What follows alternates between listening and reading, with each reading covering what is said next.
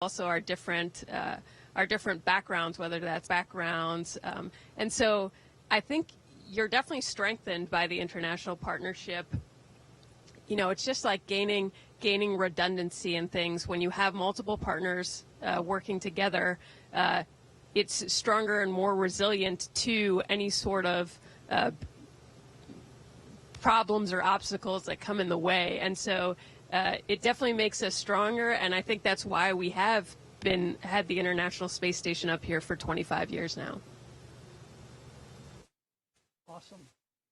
You know, you guys are ambassadors to the world, and is there one thing that you'd want people on Earth to know about the International Space Station, and what would that be?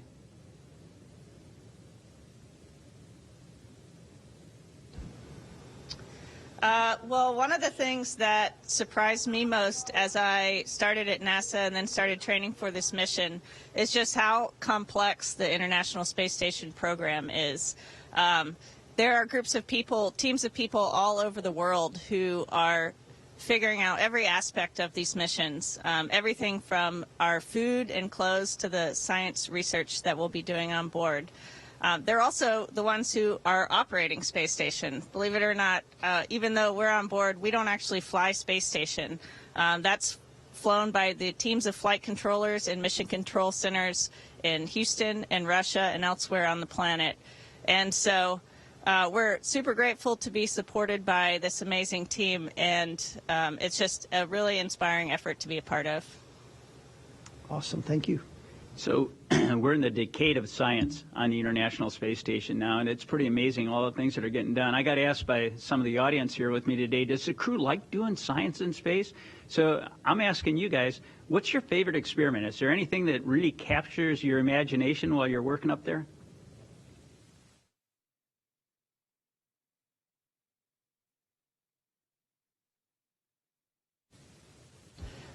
Okay, I'll start, and then we might have a few others chime in. But one of the things that I found most interesting on board is all the human research that we do. And that's just recently two things that I've gotten to be involved in. One was is the CIPHER experiment, which Satoshi and I are both a part of. And that is a study comprised of 14 different experiments studying all aspects of human physiology and psychology in space and how the human body adapts to the space environment. So that's been very interesting, and that study's aimed at improving the health of astronauts on long-duration missions. The other thing that we've all been getting to work on since SpaceX 29 arrived is a couple different experiments in the life sciences glove box.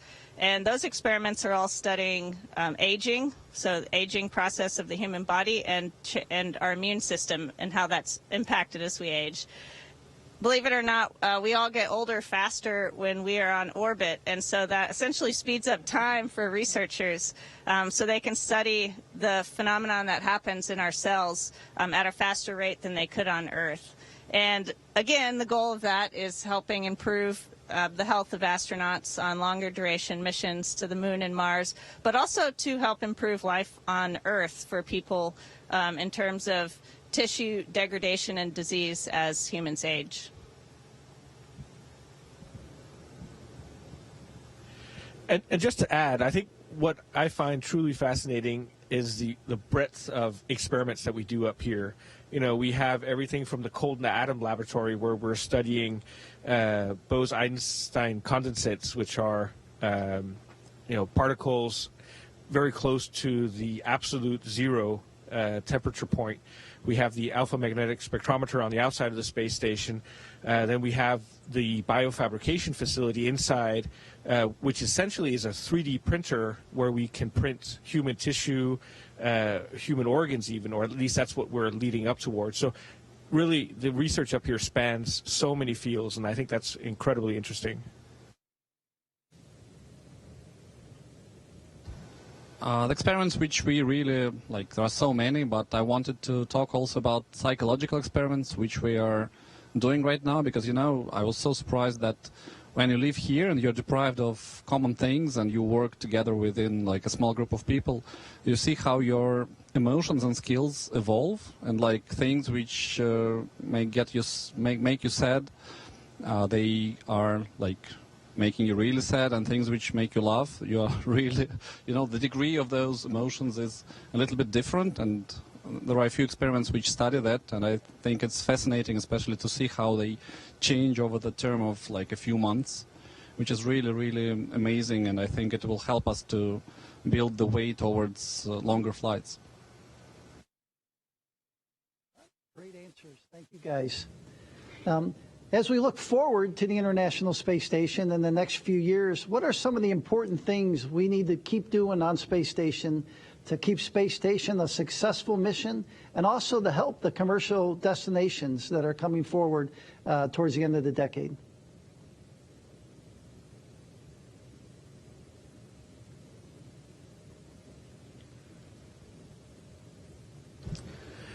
Well, something that excites me are the number of national astronauts from countries who aren't necessarily a part of the original partnership behind the International Space Station, that they now have an opportunity through commercial programs to come up here and conduct science and technology development. And I hope that over the next many years we'll continue to see more and more countries send their national astronauts up here in order to increase the international aspect of the space station. I think that's incredibly exciting to see how many countries, and hopefully also in the future private companies, are interested in utilizing a laboratory in low Earth orbit.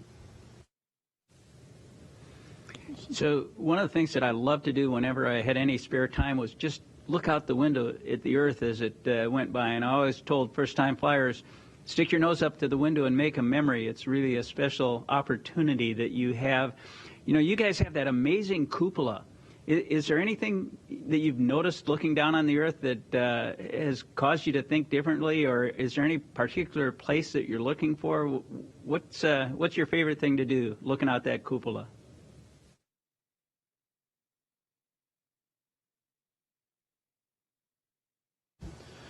I was really amazed by the view of lightnings. You know, those like big fields of clouds, and without any stop, like instantaneous lights here and there. Like sometimes they might be like 5 or 10 per second, and you see those fields of lightnings at night over the clouds, and that amazes me so much. I cannot just stop doing that. And all the time we do air raid exercises. I cannot, like during the breaks between exercises, I go and look at those. That is really amazing. I didn't expect that it looks so magnificent. And also just that it's every time we pass over the same areas every few days, but it's different every single time based on the weather, based on the lighting. So the same exact spot looks different, just slightly different each time, and each time there's something beautiful about it. And now, we've been passing over a lot of snowy regions in the north, and it looks totally different than it did when we first got up here. So just the how alive it is and beautiful and changing. Awesome questions.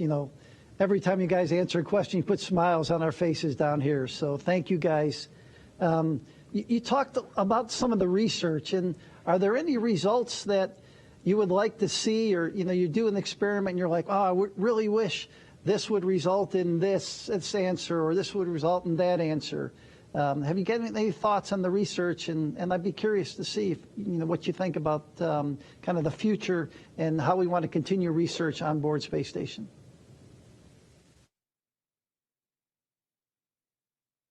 It's a tough one.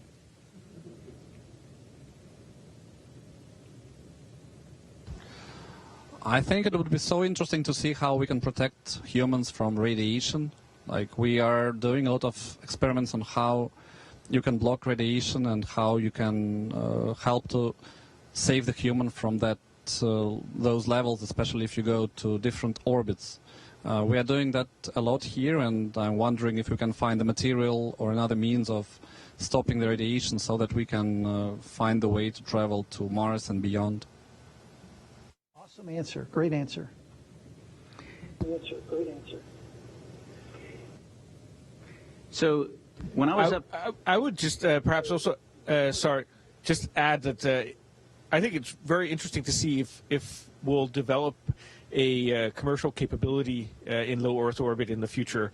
I mentioned biofabrication earlier. Will it be possible to actually produce human tissue or human tissue equivalents or organ equivalents up here for use on the Earth, or perhaps fiber optic production, which is also something that we are just testing now during this mission as well, or perhaps those are examples of something perhaps in the future could find commercial aspects, and I think that's really interesting.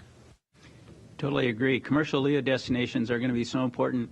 We have so many questions, and we're running out of time rapidly. I think we got about 5 minutes left. When I left the space station, Node 1 was pretty Spartan and immaculate. It's kind of accumulated a lot of stuff over the years. And with 275 launches to ISS, have you guys hit anything for future crews or lost something up there that you're still looking for?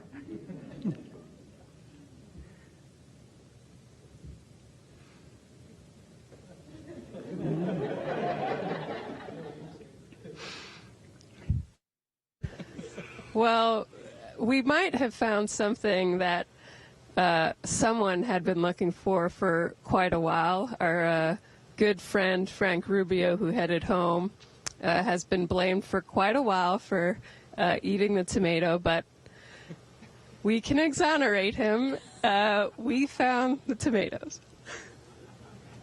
Awesome, awesome. I think we'll have probably one more question, and then we'll probably hand it back over to Capcom and let you guys get back to work. But, when you return to Earth, what's the one thing that, and maybe there's more than one thing, that you're going to want to explain to people here on Earth, your favorite memory of the International Space Station?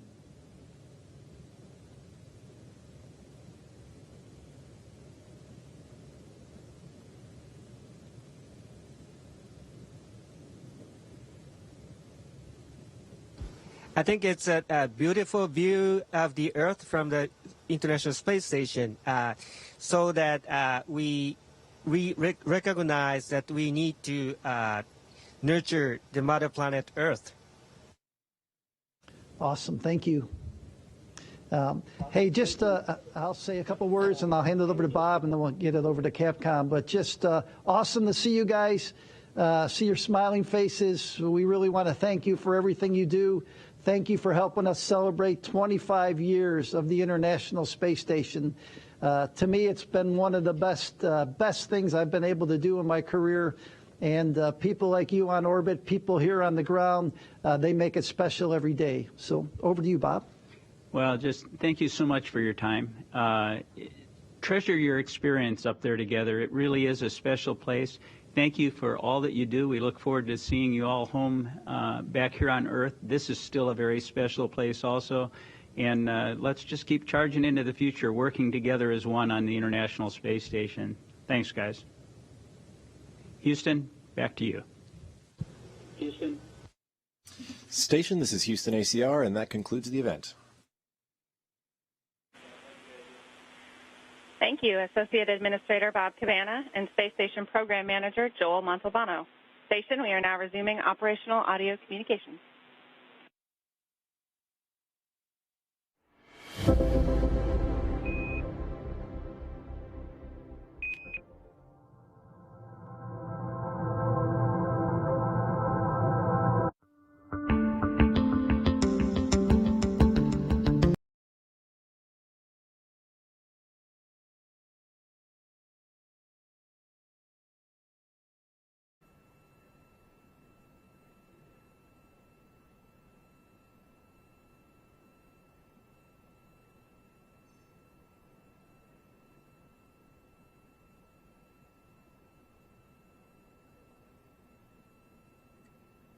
$270 meters in closing.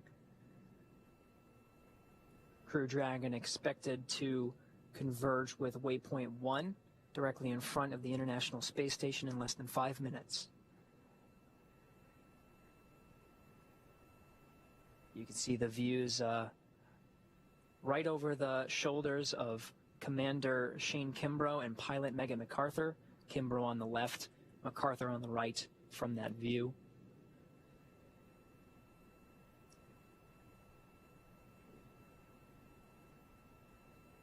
From this view from the International Space Station, you can see what we were mentioning earlier, where Dragon was below the station.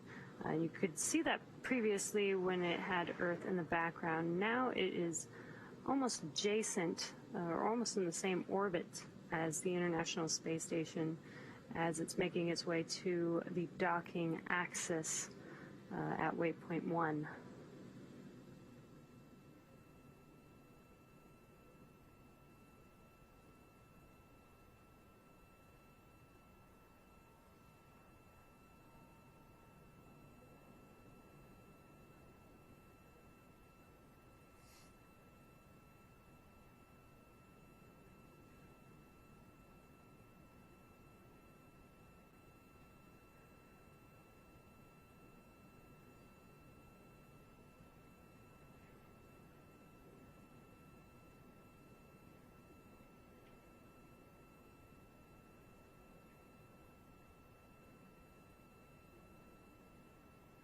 And this maneuver from below the station to in front of the docking port is almost complete, just a few minutes away.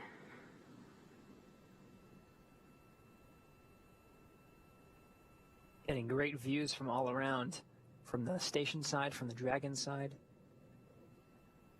The outline of the station you see on the displays inside Crew Dragon is in line with the position of where Dragon is relative to the International Space Station. It's almost at the docking axis, about 2.5 minutes to go until it converges with waypoint 1. And as a reminder, Dragon is flying autonomously, so they aren't using those display panels to fly Dragon. They're just using them to monitor each step of the way.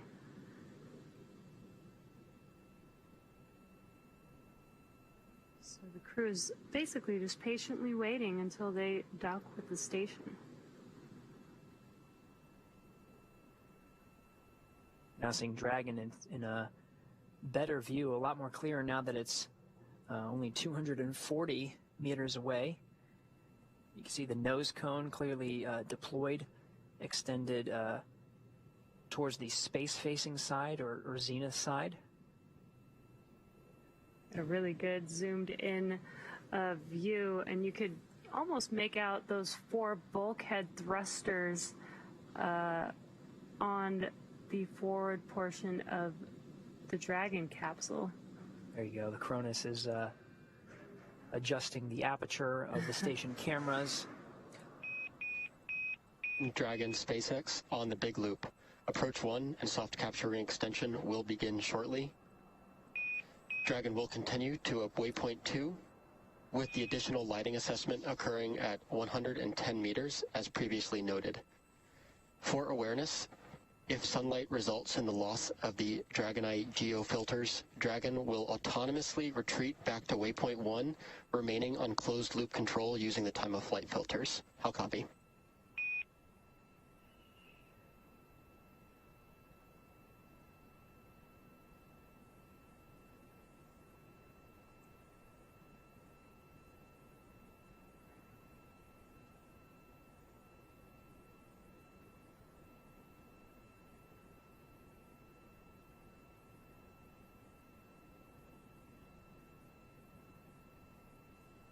We are in a handover period, so we may have missed a call as we were switching from TDRS satellites. We're looking at about 20 seconds to go until we converge with waypoint 1. There's going to be an approach burn maneuver using the Draco thrusters. That's called approach 1, and that'll move Dragon from right in front of the docking axis, 220 meters away, and start moving in, closing in to waypoint 2, just 20 meters away from the docking axis. Of course, they'll be monitoring along the way.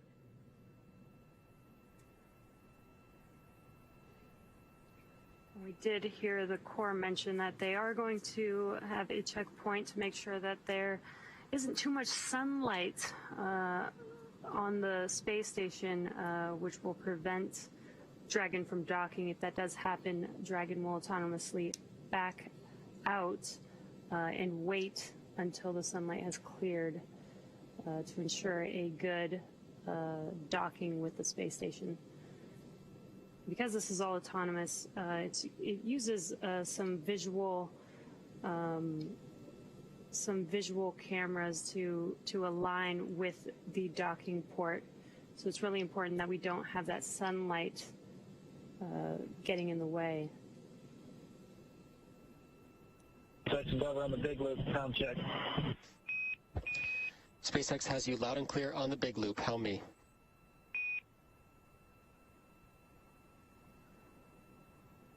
Very loud and clear. Your last call, we copied most of it, but you cut out towards the end there. I'm not sure if there's anything important for us. Copy. I'm going to repeat the end of the call. We did have a TDRS handover. Just for awareness, following the lighting assessment, if we continue but sunlight results in a loss of the Dragon Eye geofilters, Dragon Eye will autonomously retreat back to waypoint 1, still on closed loop control using the time of flight filters. How copy?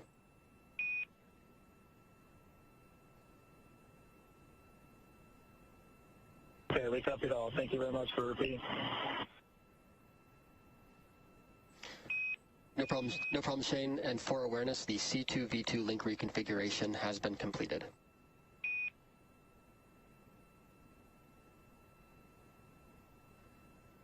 Copy, C2V2 complete.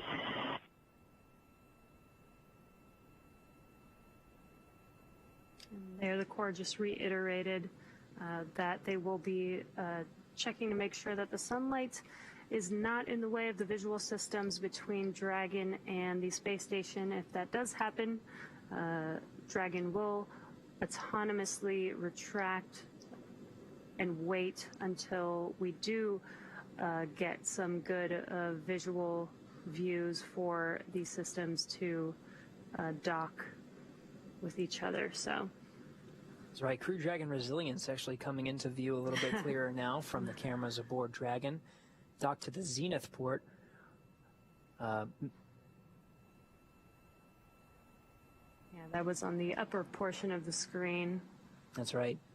Now again, to reiterate, Dragon has passed waypoint 1, 220 meters in front of the station, executed a burn maneuver to go ahead and move in, so we're in approach 1, and it's heading towards waypoint 2.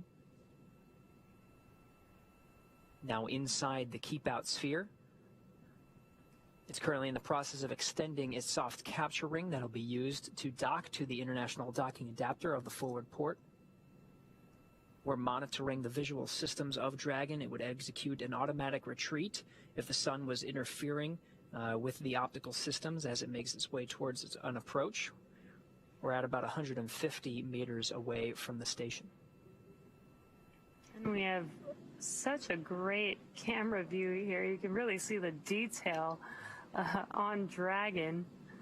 Again, those 4 bulkhead thrusters. You could almost read the logo, the Dragon logo on the side of the vehicle. That's right. We'll get even better views as it makes its way even closer to make contact and capture with the space station. There it is. Yeah, based on the trajectory here, we may even anticipate a capture a little bit earlier than anticipating. We were looking at about 2:10 a.m. Pacific time. It might be at maybe closer to 2:07 p.m.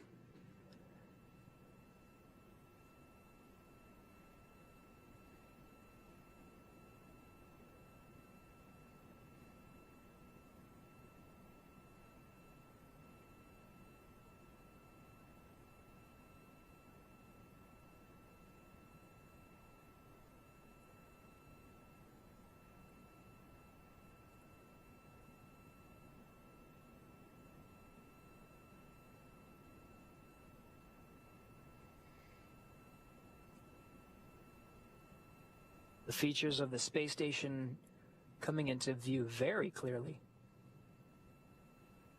Yeah, you can see a lot of the detail there, and as you mentioned, the Crew 1 Dragon. This is SpaceX station on the big loop. Procedure review complete, ready for docking. Houston copies. All right, that was confirmation from Victor Glover aboard the International Space Station. From the space station side, he is go for docking. The soft capture ring itself is fully extended.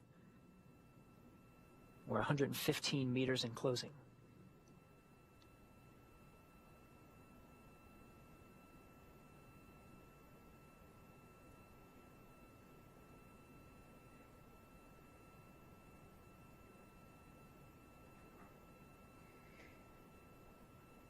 Looking at your screen, the port that we are going to be docking with is directly in the middle of the screen, that circular area on the International Space Station.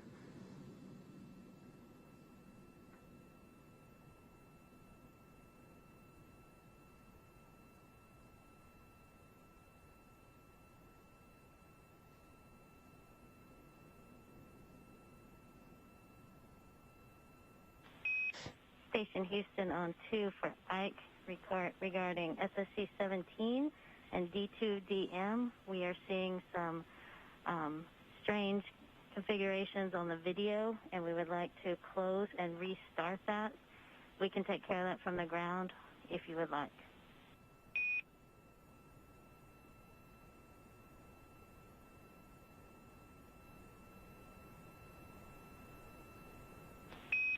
Absolutely. If you're seeing nominal, that works for us.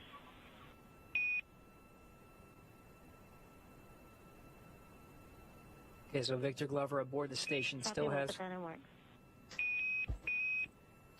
And Dragon SpaceX soft capture ring extension is complete.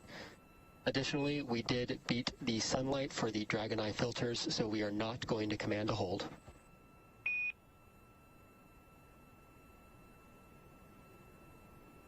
Never copies off.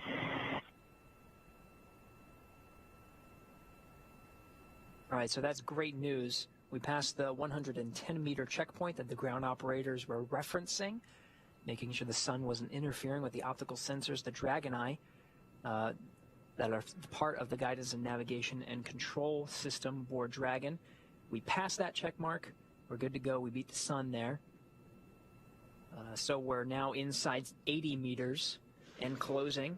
Dragon will pause at 20 meters. That's designated as waypoint 2 to conduct a go, no-go poll for the readiness on both the Dragon side and the International Space Station side, making sure everyone is good for docking. If we are go, we expect to dock during this pass over an orbital daytime. Expected in less than 20 minutes.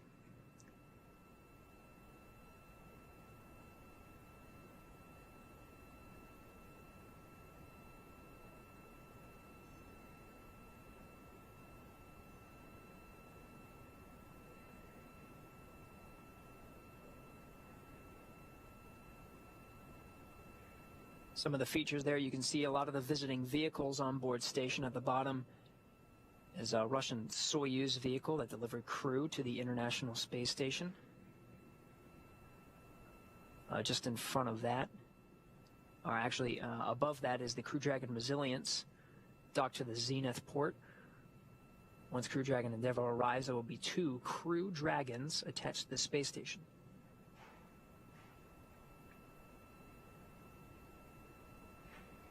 And this view from Crew Dragon looking at the International Space Station, it looks like it's this very slow and steady movement, but in reality they're moving at 17,500 miles per hour. The rendezvous operations are absolutely incredible. You can sort of see the Northrop Grumman Cygnus cargo craft as well, some of the ultraflex solar arrays coming into view a little bit clearly.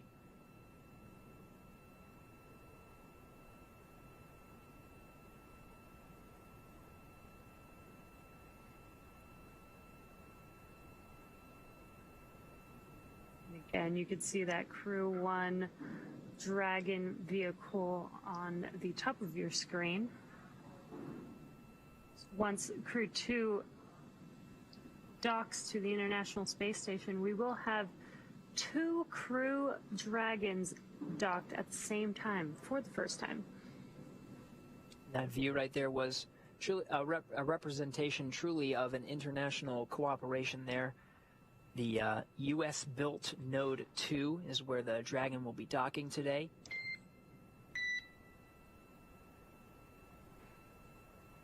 It was flanked by the European Columbus module and the Japanese GEM. Endeavour on the big loop, visors down. SpaceX copies. Visors are down. We may enter into a hold at waypoint 2. We are still awaiting ground go for final approach.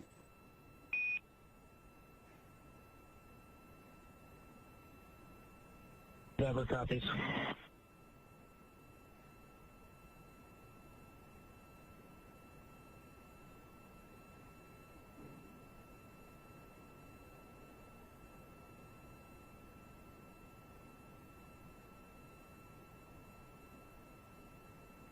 The detail of this camera view is pretty incredible. Here from the International Space Station, watching Crew Dragon as it is slowly approaching.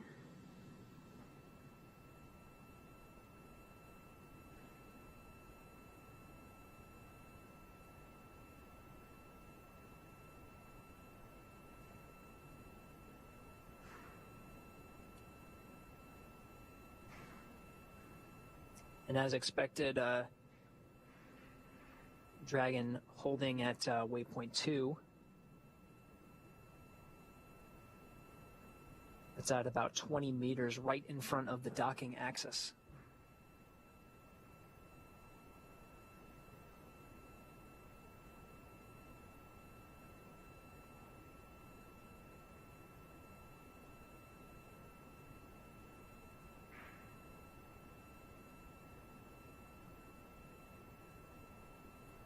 And if you're just now joining us, we are just waiting for a confirmation for go for docking. Currently holding Dragon at waypoint 2. And again, it looks like Dragon is just paused and not even moving, but again, as we just mentioned, both the space station and Crew Dragon are actually moving at approximately 17,500 miles per hour. So it's pretty incredible how it can hold these speeds so that it looks like they are just completely paused. That's right. Teams on the ground, both from the station side in Mission Control Houston and Mission Control Hawthorne, just checking and verifying all systems are go to proceed with docking.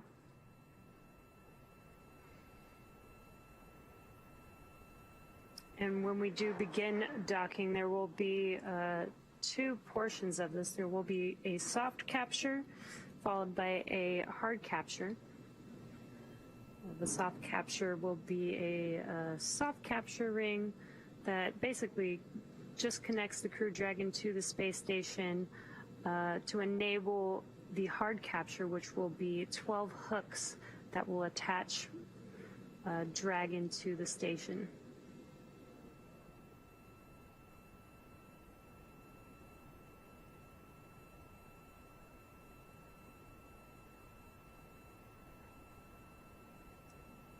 Again, we're standing by the International Space Station, flying over the Indian Ocean now, just south of the Indian border. It's heading on a southeasterly course just south of Australia and should cross over the Terminator line into the Pacific Ocean into an orbital nighttime. The expectation is for Dragon to depart here from waypoint 2 and proceed on with docking ahead of orbital nighttime to beat the sun.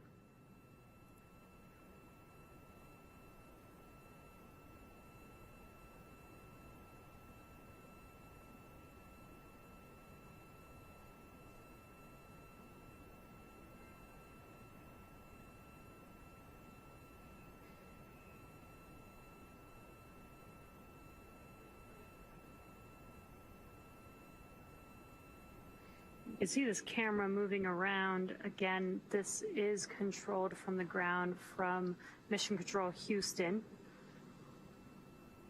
And they're maneuvering this camera around so we can just get a more detailed view of the Crew 2 Dragon Endeavour patiently waiting, docking to the International Space Station. Dragon on its second flight, about to dock to the forward end of the International Space Station for the second time. And Station and Endeavour on the big loop. Ike, we are not able to recover that video for the D2DM, so you can close that window, and we should be ready to press into final approach shortly.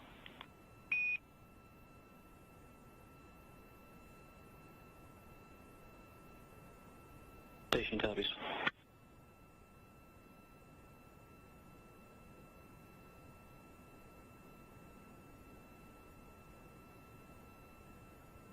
You did hear that call out speak out to Ike. Ike is actually referring to Victor Glover. That is just his nickname.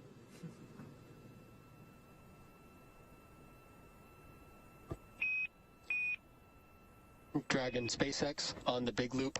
Ground is now go for final approach. Upon confirmation of crew readiness for final approach, we will enable the approach. Please confirm crew readiness, and a reminder, once Dragon is inside the crew hands-off point, retreat and breakout are no longer permitted.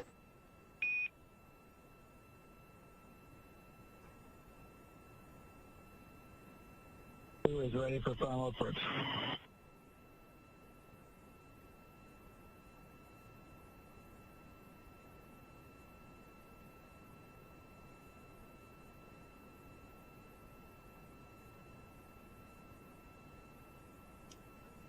And got some good words that the crew is ready for the docking to the International Space Station. They no longer will have control of any aborts. If there is an abort needed, it will have to be done by the Dragon autonomously. And on the big loop, monitor per steps 3 and 4 and 1.104.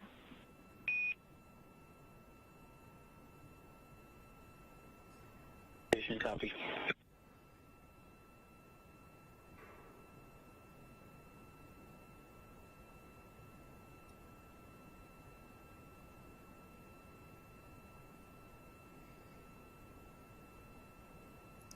Again, we are now moving into the CHOP, which is the crew hands-off point. As I was mentioning earlier, if there is an abort, it will need to be done autonomously by Dragon. All right, we did get confirmation. Approach 2 has been initiated. So Dragon now making its way inside the 20-meter hold point at about 18 meters and closing. Final approach of Endeavour to dock with the International Space Station has started.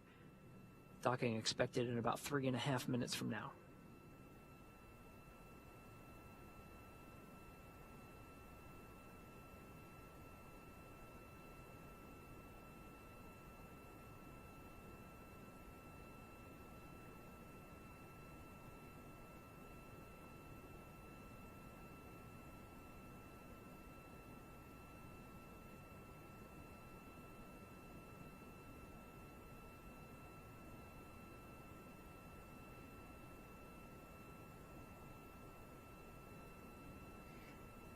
You could see on your screen as Crew Dragon slowly approaches towards that port for docking. Sorry, we're 13 meters and closing, making a slow and methodical approach to the docking port. That's on the forward end of the International Space Station, that international docking adapter where Crew Dragon Endeavour has docked once before.